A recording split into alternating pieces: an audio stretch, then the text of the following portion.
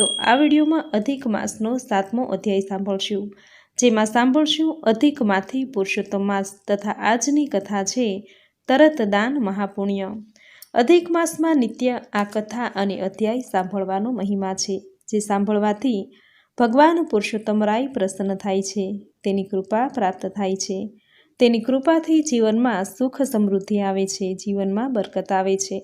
એવો પુણ્યશાળી છે આ પુરુષોત્તમ માસ, જેને પ્રભુએ કૃપા કરીને પોતાનું નામ આપ્યું છે। એવા પુરુષોત્તમ માસમાં જો આપણે પણ પ્રભુની ભક્તિ કરીએ, પૂજા કરીએ, નિત્ય અધ્યાય અને કથા સાંભળીએ તો આપણી ઉપર પણ પ્રભુ કૃપા કરે છે, આપણું કલ્યાણ કરે છે। તો મિત્રો, પ્રભુની કૃપાને પ્રાપ્ત કરવા માટે આ વિડીયોમાં આજે સાંભળશું અધિક માસનો અધ્યાય 7મો, અધિકમાંથી પુરુષોત્તમ માસ। બોલો ભગવાન પુરુષોત્તમ રાયની જય। સૂતજીએ શૈનક મુનિને કહ્યું, હે મુનિવર્ય, આપ સર્વએ શરૂઆતમાં જે પ્રશ્ન મને કર્યો હતો તે જ પ્રશ્ન શ્રી નારાયણ સમક્ષ નારદે કર્યો હતો। હવે ભગવાન શ્રી કૃષ્ણ શું કહે છે તે સાંભળો। શ્રી વિષ્ણુનું કથન સાંભળી શ્રી કૃષ્ણ વિચારમાં પડી ગયા।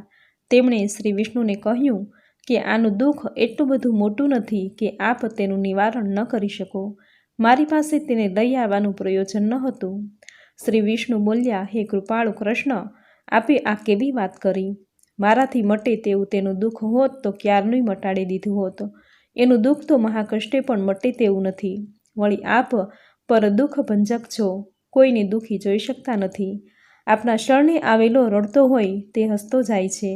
વળી આપની સ્તુતિ કરે તેને સુખ મળે છે। જાપ જપે તેનો જય જયકાર થાય છે। તો આપના દર્શન કરે તેને શું ન મળે? વેદમાં પણ આ વચનો કહેલા છે, તે શું મિથ્યા થઈ શકે? આમ સમજી હું મારા કાર્ય પડતા મૂકી આ દુખ્યામળ માસને દુઃખ મુક્ત કરવા તમારી પાસે લાવ્યો છું। શ્રી કૃષ્ણ બોલ્યા, આ અધિક માસ મળ માસ વિશે તમે જે કહ્યું તે મેં સાંભળ્યું। તેનું જીવન ઝેર જેવું થઈ પડ્યું। તેનું કારણ એ છે કે તે સૂર્યની સંક્રાંતિથી રહિત માસ છે, તેને સ્વામી નથી, તેથી તેને સર્વ નધણિયાતો મલિન અને શુભ કાર્યોમાં વર્જિત ગણે છે। તેના કાળ દરમિયાન સ્નાન કરવું પણ વજર્ય ગણ્યું છે। વળી જેઓ સ્વામીપણાથી છકી ગયા છે તે મહિનાઓ, વનસ્પતિઓ બધાય તેનો તિરસ્કાર કરે છે અને અપમાનરૂપી અગ્નિથી જીવતા બાળી નાખે છે। અપમાનથી દોરાઈને તે મરવા તૈયાર થયો, પણ મર્યો નહીં, તે સારું કર્યું। આપ આપના કિંમતી સમયનો ભોગ આપી મળમાસને ગોલોકમાં લઈ આવ્યા, તે ઘણું જ ઉત્તમ કાર્ય કર્યું છે। આથી જગતમાં આપની કીર્તિ વધશે। શ્રી વિષ્ણુ બોલ્યા, હે મુરલીધર, આપના હૃદયમાં આ મળમાસનું દુઃખ વસ્યું હોય તો તરત જ તેની ઈચ્છા પૂર્ણ કરો। શ્રી કૃષ્ણે કહ્યું, મારા જે બધા ગુણો છે, કીર્તિ છે, મહિમા છે, ઐશ્વર્ય છે, કે જેને લીધે જગતના લોકો મને પુરુષોત્તમ કહી વધે છે, તે મારા બધાય ગુણોનું હું આ અધિક માસ મળમાસને દાન કરું છું। જે ગુણોને લીધે હું સર્વમાં પુરુષોત્તમ પ્રસિદ્ધ છું, તે ગુણો અત્યારે મેં આ અધિક માસને અર્પણ કર્યા છે। આપ સ્વયં તેને લઈને મારી સમક્ષ આવ્યા, એટલે તમારા માન ખાતર મેં અધિક માસના દુઃખનો તમામ ભાર મારા મસ્તકે લઈ લીધો છે। તેનો કોઈ સ્વામી નથી, તો આજથી હું તેનો સ્વામી અધિષ્ઠાત્રા દેવ છું। આજથી આ મલિન ગણાતા મળમાસને, અળખામણા બનેલા અધિક માસને સૌ કોઈ પુરુષોત્તમ માસ તરીકે ઓળખશે। આગળ જતાં તે પુરુષોત્તમ માસ તરીકે એટલો બધો પ્રસિદ્ધ થશે કે ભાવિકોના હૃદયમાં વસી જશે અને સહુ તેની ચાહના કરશે। તે પતિત પાવન પુરુષોત્તમ માસના નામ સ્મરણથી જગતના લોકો સુખ સમૃદ્ધિ પામશે અને ભવસાગર તરી જશે। આ પવિત્ર પુરુષોત્તમ માસમાં તીર્થયાત્રા, સ્નાન કરનારને, પુરુષોત્તમ વ્રત કરનારને, દાન કરનારને, ઉપવાસ કરનારને, પુરુષોત્તમ મહાત્મ્ય સાંભળનારને સુખ, સંપત્તિ, સંતતિ અને અંતે મોક્ષ મળશે।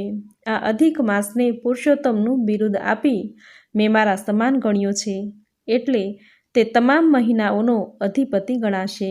તેના આધિપત્ય તળે બધાને રહેવું પડશે। જે કોઈ નરનારી શ્રદ્ધાપૂર્વક આ પુરુષોત્તમ માસને પૂજશે, નમશે, તેનું સ્મરણ કરશે, તેના રોગ શોક શમી જશે, આધિ વ્યાધિ અને ઉપાધિ ટળી જશે। પુરુષોત્તમ રીઝશે તેને દુઃખનો પડછાયો જોવા નહીં મળે અને દરિદ્રતાનું નામ નિશાન મટી જશે। જેઓ આ પુરુષોત્તમ માસનું વિધિપૂર્વક પૂજન કરશે તેના સઘળા પાપો બળીને ભસ્મ થઈ જશે। વર્ષના બીજા મહિનાઓ સકામ ગણાય છે, જ્યારે મેં આ અધિક માસને નિષ્કામ કર્યો છે. આવી રીતે મારા સમાન કરી તેને મેં મોક્ષદાતા કર્યો છે. ગમે તે કામનાવાળો યા ઈચ્છા વગરનો મનુષ્ય પુરુષોત્તમ માસનું વ્રત કરશે, તેના સર્વ પાપ કર્મો બળી જશે અને તે મને પામશે. ભલભલા આકરા તપ કરવાવાળા તપસ્વીઓ, જેણે સર્વ ઇન્દ્રિયોને જીતી લીધી છે, તેવા યોગીઓ અને ભૂખ તરસ કે ટાઢ તાપની જેને અસર થતી નથી, તેવા સંયમીઓ આ પુનિત ધામમાં આવી શકતા નથી. પરંતુ જે ભાવિકો આ અધિક માસમાં પુરુષોત્તમ વ્રત કરશે, સ્નાન, ધ્યાન અને દાન કરશે, પુરુષોત્તમને પૂજશે, તેઓ સરળતાથી ગોલોકમાં આવી શકશે. તેઓને ગોલોકમાં આવવાનો અધિકાર પ્રાપ્ત થશે. આથી પુરુષોત્તમ માસનો અધિષ્ઠાત્રા હું બન્યો છું. તેની પ્રતિષ્ઠા કરનાર પણ હું છું. મારું પુરુષોત્તમ નામ પણ મેં આને આપ્યું છે. એટલે તેના ભક્તોની જવાબદારી મારા શિર ઉપર રહેશે. તેમની મનોકામના પૂર્ણ કરવા હું સદાય તત્પર રહીશ. જો તેમ કરવામાં હું કચાશ કરું તો મારું બિરુદ ઝંખવાય. જેઓ ક્યારેય કોઈ પણ વ્રત કરતા નથી, તેઓ આ અધિક માસ પૂરો થતાં પુરુષોત્તમ માસને આરાધશે, તેની સર્વે મનોકામના હું પૂર્ણ કરીશ. જે ભાવિકો આ પવિત્ર પુરુષોત્તમ માસ સેવશે, તેઓને રિદ્ધિ સિદ્ધિ મળશે, તેમાં કોઈ શંકા નથી. પુરુષોત્તમને ભજનારો મનુષ્ય એવો પવિત્ર અને સાત્વિક બની જાય છે કે દુઃખ, વ્યાધિ અને ઘડપણ તેનાથી દૂર રહે છે. આ પુરુષોત્તમ માસ સેવે તેને માટે ઉત્તમ છે, પરંતુ એની નિંદા કરવી તે બહુ દુઃખદ વસ્તુ છે. જે અજ્ઞાની મનુષ્યો આ પવિત્ર પુરુષોત્તમ માસના મહિનાની અવગણના કરીને તે માસમાં સ્નાન, ધ્યાન, દાન અને દીપ પૂજન નહીં કરે, તેને અધર્મનું આચરણ કરશે, તેને સપને પણ સુખ નહીં સાંપડે.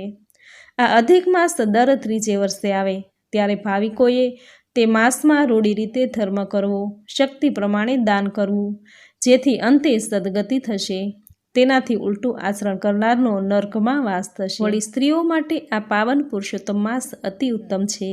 જે સ્ત્રી દર ત્રીજા વર્ષે આવતા અધિક માસમાં પુરુષોત્તમ માસમાં શ્રદ્ધા અને વિધિપૂર્વક પુરુષોત્તમ વ્રત કરશે, તેને સૌભાગ્ય સાંપડશે. તેનો ચૂડી ચાંદલો અખંડ રહેશે. તેની સંપત્તિ અને સંતતિ આપવામાં હું સહાયરૂપ બનીશ. તેના સંસારમાં કંસારના જેવું ગળપણ રહેશે અને સદાય સુખ શાંતિ રહેશે. શ્રી કૃષ્ણ ભગવાનનું કહેવું સાંભળી શ્રી વિષ્ણુને અતિ પ્રસન્નતા ઉપજી, કારણ કે તેમનો ફેરો સફળ થયો હતો. અને મળ માસ, અધિક માસ તો શ્રી કૃષ્ણ ભગવાનની આ પોતાના નામનો ભોગ આપવાની ઉદારતા જોઈ આભો જ બની ગયો. હવે તેને કોઈ મલિન નહીં કહે, હીન નહીં કહે, અને સર્વે તેના પ્રત્યે માનથી જુએ તેવો તેને સર્વ માસનો અધિપતિ બનાવ્યો હતો. તે હર્ષ ઘેલો બની ગયો અને હવે તેની આંખમાંથી હર્ષના અશ્રુ વહી રહ્યા હતા. શ્રી વિષ્ણુએ શ્રી કૃષ્ણને કહ્યું, હે વ્રજ વિહારી, પુરુષોત્તમ વ્રતના મહિમા વિશે હજુ કંઈક કહેવાનું છે. ત્યારે શ્રી કૃષ્ણ બોલ્યા, ઘણા પ્રકારના વ્રતો લોકો કરે છે. ઘણાય તો પવિત્ર ચાતુર્માસમાં બધાય દિવસો વ્રત, નિયમ, ઉપવાસ, એકટાણા, ધર્મ, ધ્યાન વગેરે કરે છે અને તેના પ્રતાપે સ્વર્ગના અધિકારી બને છે. પરંતુ જ્યાં સુધી તેમના પુણ્યનું ભાથું ચાલે છે, તેટલો સમય તેઓ સ્વર્ગમાં રહી શકે છે. પુણ્યનું ભાથું ખલાસ થઈ જતાં તેમને પુનઃ મૃત્યુલોકમાં અવતરવું પડે છે. જ્યારે આ પુરુષોત્તમ માસનો મહિમા એવો અધિક છે કે આ માસમાં જે શુદ્ધ ભાવથી વિધિપૂર્વક પુરુષોત્તમ વ્રત કરે છે, સ્નાન, દાન કરે છે, તેને જન્મ મરણના ફેરામાંથી મુક્તિ મળે છે. પુરુષોત્તમ વ્રત કરનારને શેર માટીની ખોટ હશે તો તેને સંતાન મળશે, નિર્ધનને ધન મળશે, ઉદ્યમ વગરનાને રોજી મળશે અને મનવાંછિત ફળની પ્રાપ્તિ થશે. હું પુરુષોત્તમની જેમ પૂજાઉં છું, તેમ આજથી આ અધિક માસ પુરુષોત્તમ માસ તરીકે પૂજાશે. આમ કહી શ્રી કૃષ્ણ ભગવાને કહ્યું, હે લક્ષ્મીપતિ, તમે તમારી ફરજ બજાવી અને મેં ભક્ત પ્રત્યેની મારી ફરજ બજાવી. આપ હવે અધિક માસ પુરુષોત્તમ માસને લઈને અહીંથી વૈકુંઠ પ્રતિ પ્રયાણ કરો. અને શ્રી વિષ્ણુ સહર્ષ અધિક માસને સાથે લઈ વિષ્ણુમાં જવા નીકળી પડ્યા. આ પ્રમાણે બૃહદનારદીય વિશે પુરુષોત્તમ મહાત્મ્યમાં અધ્યાય 7મો સમાપ્ત થયો. બોલો ભગવાન શ્રી હરિ વિષ્ણુની જય. તો મિત્રો, આપણે સાંભળ્યો અધ્યાય 7મો. તેમાં આપણે સાંભળ્યું કે ભગવાન પુરુષોત્તમ રાયે મળ માસને પોતાનું નામ આપ્યું, પોતાની કીર્તિ આપી. હવે સાંભળશું આજની કથા વાર્તા તરત દાન મહાપુણ્ય. બોલો ભગવાન શ્રી હરિ વિષ્ણુની જય. એક ગામમાં અતિ સુખશંકર નામે એક બ્રાહ્મણ રહેતો હતો. તે પાકો વસ્તારી. સંતાનમાં 5 છોકરા. સંતાને સુખી હતો પણ પૈસે ટકે દુઃખી. તેની ફોઈએ તેનું નામ પાડ્યું હતું, તેનાથી તેની હાલત વિપરીત હતી. ભિક્ષાવૃત્તિમાં કોઈ દાડો વધારે મળે તો કોઈ દાડો ઓછું મળે, અને ક્યારેક બ્રાહ્મણ ખાલી જોડી લઈને પણ ઘેર આવે ત્યારે બધાઈને ભૂખે રહેવું પડે. આથી બ્રાહ્મણી ઘણીવાર કકળાટ કરતી કે ગામમાં તમારું કંઈ ન વળે તો જંગલમાં જઈ બાવા બનીને બેસો. બ્રાહ્મણ ગયો જંગલમાં. ભૂખે તરસે પીડાતો એક સંન્યાસીની ઝૂંપડીએ જઈને ઊભો રહ્યો. તેણે સંન્યાસીને પોતાના દુઃખની કર્મ કહાણી કહી અને પોતે જીવન ટૂંકાવી નાખવા માંગે છે તે અંતિમ નિર્ણય પણ જણાવી દીધો. સંન્યાસી બોલ્યા, હે ભૂદેવ, આપને આપનું દારિદ્ર્ય ટાળવું હોય તો આ વર્ષે આવતા અધિક માસ પુરુષોત્તમ માસમાં ભગવાન પુરુષોત્તમની આરાધના કરો. આખો પુરુષોત્તમ માસ રોજ પ્રાતઃકાળે નદીએ જઈ સ્નાન કરો. દિવસભર પુરુષોત્તમ ભગવાનનું ધ્યાન ધરો. બની શકે તો દાન કરો. જેટલું બીજાને આપશો તેથી અનેક ગણું પામશો. આજથી 15 દિવસ પછી અધિક માસ બેસે છે. વ્રત કરીને પુરુષોત્તમ ભગવાનને પ્રસન્ન કરવાનો આ સુવર્ણ અવસર ચૂકશો તો પસ્તાશો. બ્રાહ્મણે કહ્યું, હે મહાત્મા, આપના કહેવાથી પુરુષોત્તમ ભગવાનના ભરોસે હું મારે ઘેર પાછો જાઉં છું. અધિક માસ આવતા હું અને મારી પત્ની શ્રદ્ધાપૂર્વક વ્રત કરીશું, એકટાણા કરીશું, વ્રત કથા સાંભળશું અને પુરુષોત્તમ ભગવાનની ભક્તિ કરીશું. બ્રાહ્મણે જતી વખતે સંન્યાસીના ચરણનો સ્પર્શ કરી ચરણરજ માથે ચઢાવી સંન્યાસીએ તેના મસ્તકે જમણો હાથ મૂકી આશીર્વાદ આપ્યા. ત્યાંથી હરખભેર નીકળી બ્રાહ્મણ પોતાને ઘેર ગયો. તેને ખાલી હાથે આવેલો જોઈ બ્રાહ્મણીએ પૂછ્યું, મોટા ઉપાડે ગયા હતા તો શું લઈને આવ્યા? બ્રાહ્મણે કહ્યું, મહાત્માના આશીર્વાદ લઈને આવ્યો છું. એવા આશીર્વાદ કે થોડા જ સમયમાં આપણી દરિદ્રતા મટી જશે. આમ કહી બ્રાહ્મણે પત્નીને ચતુર્માસનો પુરુષોત્તમ માસનો મહિમા સમજાવ્યો. બ્રાહ્મણીએ એ જ વખતે પુરુષોત્તમ ભગવાનનું નામ લઈ પુરુષોત્તમ વ્રત કરવાનો સંકલ્પ કરી લીધો. હજુ અધિક માસને બેસવાની વાર હતી, છતાં બ્રાહ્મણી પુરુષોત્તમ પ્રભુનું રટણ કરી રહ્યા હતા અને ભગવાનનું નામ માત્ર લેવાથી બ્રાહ્મણને દરરોજ ઘણું સીધું મળવા લાગ્યું. સવારના પહોરમાં જ દાળ, ચોખા અને લોટથી તેની જોળી ભરાઈ જતી. 2 દિવસ પછી બ્રાહ્મણ પેલા સંન્યાસી પાસે ગયો અને તેમની પાસેથી પુરુષોત્તમ વ્રત વિધિ, પુરુષોત્તમ માસની કથા, કાંઠાગોરની વાર્તા વગેરે સાંભળી પોતે બધું યાદ કરી લીધું. અને અધિક માસ બેસતા જ બ્રાહ્મણીએ પુરુષોત્તમ વ્રત આદર્યો. બ્રાહ્મણ નદીએ સ્નાન કરવા જતો ત્યારે ભાવિક સ્ત્રીઓને કાંઠાગોરની વાર્તા સંભળાવતો અને ઘેર આવી પુરુષોત્તમ ભગવાનની કથા કહેતો. આમાં એને સારી દક્ષિણા મળવા લાગી. અનાજ, કપડાં, ફળો અને રોકડ રકમ પણ મળવા લાગ્યા. આખો પુરુષોત્તમ માસ બ્રાહ્મણીએ શ્રદ્ધાપૂર્વક વ્રત કર્યું અને કથા કીર્તનથી પુરુષોત્તમ ભગવાનનો મહિમા વધાર્યો. આ દરમિયાન તેને 1 વર્ષે ચાલે તેટલું અનાજ અને પૈસા મળી ગયા. હવે બ્રાહ્મણ જ્યાં જતો ત્યાં તેને માન મળતું. તે મોટા કથાકાર તરીકે પ્રસિદ્ધ થયો. આ બ્રાહ્મણની પડોશમાં એક લખપતિ વણિક રહેતો. તેને પરણ્યાને 15 વર્ષ થયા. આ દરમિયાન તેની પત્નીએ 5 પુત્રીને જન્મ આપ્યો. લાખોની મિલકત ભોગવવા એક પણ વારસદાર ન હતો. તેથી શેઠ શેઠાણી હંમેશા પુત્ર માટે ઝંખના કરતા. શેઠ શેઠાણી ધર્મમાં માનતા નહીં, પુણ્યદાનમાં માનતા નહીં, દયા જેવું તો તેના દિલમાં હતું જ નહીં. તેથી તેના મનની ઈચ્છા પૂરી થતી નથી. સમય વહેતા શેઠાણીએ વધુ 2 પુત્રીને જન્મ આપ્યો. પુત્રની આશા જ ન ફળી. 5ને બદલે 7 દીકરી થઈ. શેઠાણી 8મી સુવાવડની તૈયારીમાં હતા. અધિક માસ આવવાની તૈયારી હતી. તેથી અતિ સુખશંકર બ્રાહ્મણે ઘર આંગણે રોજ પુરુષોત્તમ મહાત્મ્ય કહેવાનું શરૂ કર્યું. તે મધુર કંઠે પુરુષોત્તમ મહિમા અને અધિક માસની અમૃતભરી વાર્તાઓ કહેતો. તે સાંભળીને શેઠ શેઠાણીએ અને ઘણા સ્ત્રી પુરુષોએ પુરુષોત્તમ વ્રત કરવાનો સંકલ્પ કર્યો. જોતજોતામાં પવિત્ર પુરુષોત્તમ માસ બેઠો અને શેઠ શેઠાણીએ પૂર્ણ શ્રદ્ધાથી રોજ સ્નાન, ધ્યાન, દાન કરવા માંડ્યું. બંને રોજ નદીએ સ્નાન કરી પુરુષોત્તમ ભગવાનની પૂજા ભક્તિ કરી વ્રત કથા સાંભળી એકટાણું કરતા અને આખો દિવસ પુરુષોત્તમ પ્રભુનું રટણ કરતા. રાતના સૂતી વખતે બંને પ્રાર્થના કરતા કે હે પુરુષોત્તમ ભગવાન, હે નોધારાના આધાર, અમને એક ખોળાનો ખૂંદનાર આપો. અમારો વંશ વેલો રહે તેવી કૃપા કરો. પેલો બ્રાહ્મણ અતિ સુખશંકર રોજ રાતના સૂતી વખતે પુરુષોત્તમ ભગવાને પ્રાર્થના કરતો કે હે પુરુષોત્તમ ભગવાન, દયાના સાગર, મારી દરિદ્રતા ટાળો. પુરુષોત્તમ ભગવાને બંનેના દુઃખ ટાળવાનો નિર્ણય કર્યો. બરાબર અધિક માસની પવિત્ર એકાદશીને દિવસે પેલા શેઠને સ્વપ્ન આવ્યું. તેમાં પુરુષોત્તમ ભગવાને તેને કહ્યું, હે વણિક, તારામાં દયા નથી, તું દાન નથી કરતો, તેથી તારું પુત્ર દુઃખ મળતું નથી. તારી પુત્ર પ્રાપ્તિની ઈચ્છા સુવર્ણ દાનથી પૂરી થશે. તે મારું વ્રત કર્યું છે, મારું સ્મરણ કર્યું છે, તેથી હું તારા પર પ્રસન્ન થયો છું. મારા કહેવા પ્રમાણે તું વર્તીશ તો આ વખતે પુત્રનું મોઢું જોવા ભાગ્યશાળી થઈશ.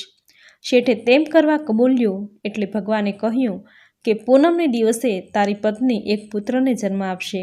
તે પુત્રના ભારોભાર સોના મહોરો તોલીને તારી પડોશમાં રહેતા મારા ભક્ત અતિસુખ શંકર બ્રાહ્મણને આપી આવજે.